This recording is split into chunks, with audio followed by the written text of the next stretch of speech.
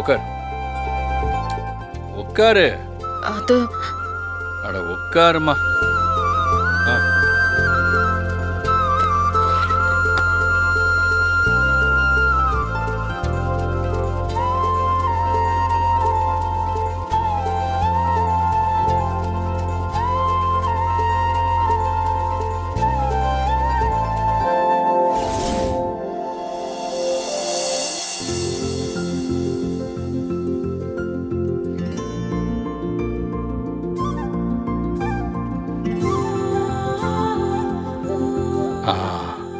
சாப்பிடு. குடு பரமா, நானே சாப்பிட்டுக்கிறேன்.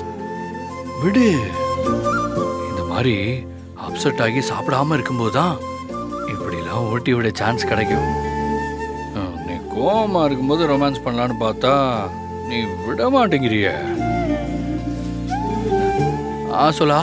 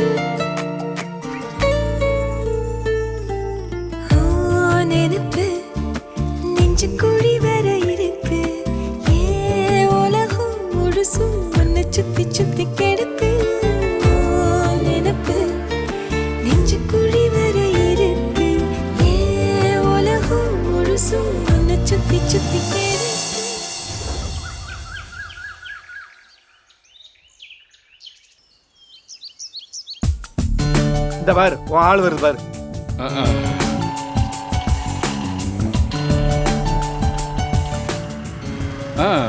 ஏன் அனுமதி இவ்வளவு லேட்டு?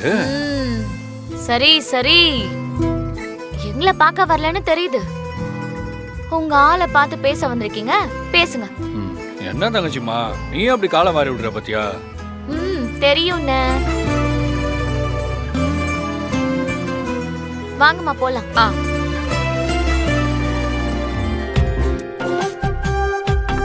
ஏய், என்ன சண்டை குடி? கல்யாணத்துக்கு நாள் குறிக்கிறாங்க தெரியும்ல? குறிக்கட்டுமே, அதுக்கு நான் என்ன பண்ணணும்? ஏய், என்ன கல்யாணம் ஆகாத வரைக்கும் உன்னதான் லவ் பண்றேன், உன்னதான் கல்யாணம் பண்ணிக்க போறேன் அப்படின்னு சொல்றது, ஆக போகுதுன்னு அசால்ட் பண்றிய? ஏய், உன் விஷயத்துல நான் எப்பவுமே அசால்ட்டா தான் பண்ணுவேன். ஏதோ போனா போது பாவோன்னு சொல்லி கல்யாணத்துக்கு ஒத்துக்கிட்டேன், புரியுதா? அடி பாவி, கல்யாணத்துக்கு ஒத்துக்கிட்டது நீயா இல்ல நானா? நீதான். ஒத்துக்கலனா நான் சம்பவம் பண்ணிருப்பேன்ல, உன்னையும் அந்த பிரியாவையும் சேர்த்து. முதல்ல நீ உள்ள போ, அங்க போய் மிச்சத்தை பேசிக்கலாம். வாங்க உள்ள போலாம். வாங்க வா போலாம்.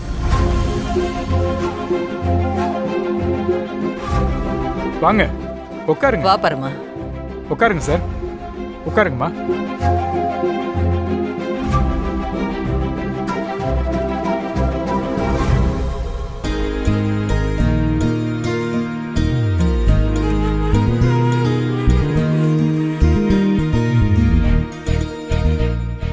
ஜோசியரே, பரம இளமதி இவங்க 2 பேருக்கும் பேர் பொருத்தம் பார்த்து கல்யாணத்துக்கு ஒரு நல்ல நாளா பார்த்து குறிச்சு கொடுங்க. பரமன் இளமதி, நல்ல பேரு, ரொம்ப சந்தோஷம். 2 பேரோட ஜாதகத்தையும் கொடுங்க. அவங்க 2 பேருக்குமே பிறந்த ஜாதகம் கிடையாது. ஜாதகம் கிடையாதா? அப்போ இவ்வளவு நாளா பார்த்தது? நாங்களே ஒரு ஜாதகம் எழுதி வாங்கிட்டோம். இளமதி சின்ன வயசுல இருந்தே ஆதரவற்றோர் இல்லத்துல வளர்ந்த பொண்ணு. அதே மாதிரிதான் பரமனும். அவருக்கும் யாரும் இல்ல. சரி சரி, கோயில்ல வச்சு ஏன் யாருமே இல்லைன்னு சொல்றீங்க? இவ்வளோ பேரு இவங்க கல்யாணத்தை நடத்த சந்தோஷமா வந்திருக்கீங்க. அவங்களுக்கு எப்படி யாரும் இல்லாம இருப்பாங்க? ஒரு பிரச்சனையும் இல்ல. பேரை வச்சே பொருத்தம் பார்த்துடலாம். சரி.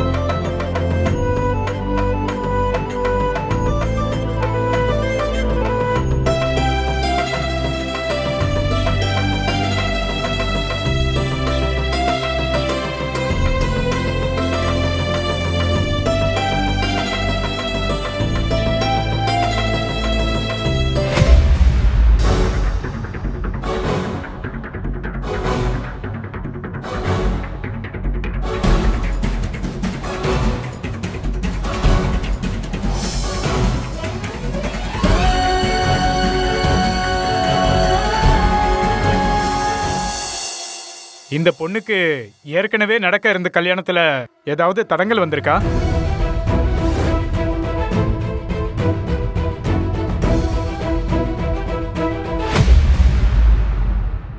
ஆமாங்கய்யா, என் பையனை தான் இவ கல்யாணம் பண்ணிக்கிறதா இருந்துச்சு.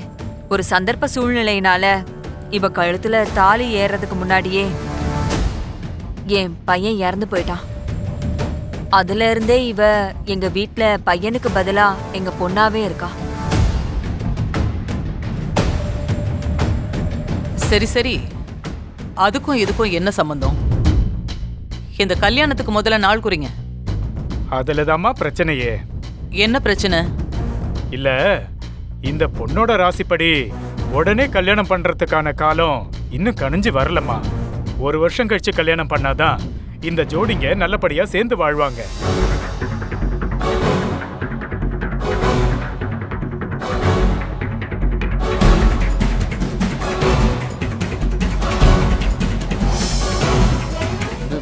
என்ன ஜோசியர் இப்படி சொல்றீங்க? நான் என்னப்பா பண்ணட்டும்? பேரை பார்த்து எனக்கு தெரிஞ்ச விஷயங்களை வச்சு தான் நான் சொல்றேன். ஏற்கனவே திருமண தடங்கள் வந்திருக்குன்னு நான் கண்டுபிடிச்சேன் இல்லையா? அதே மாதிரி தான் இதுவும். இங்க பாருங்க ஜோசியரே, சின்னஞ்சிறுசுங்க ஒருத்தர் விரும்பிட்டாங்க. அதனால ஒரு நல்ல நாளா பார்த்து குறிச்சு கொடுங்க. கல்யாணத்தெல்லாம் அவ்வளவு நாள் தள்ளி வைக்காதீங்க. பிள்ளைங்க தாங்க மாட்டாங்க.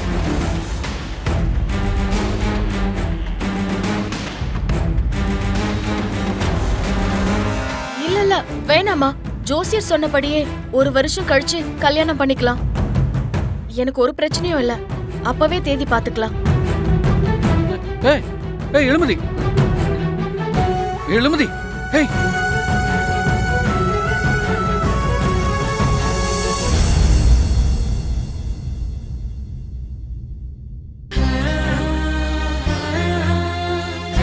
ஏய், என்னாச்சு உனக்கு? திடீர்னு இப்படி சொல்லிட்டு வந்துட்ட? எங்க அம்மா தான் பேசி பரவாயில்ல பண்ணிக்கலாம்னு சொல்லிட்டாங்கல்ல. அதுக்கு ஏதாவது பரிகாரம் இருக்கும். அதை கேட்கறத விட்டுட்டு ஏதோ 1 வருஷம் கழிச்சு பண்ணிக்கலாம்னு சொல்லிட்ட. என்ன சண்டை கோழி?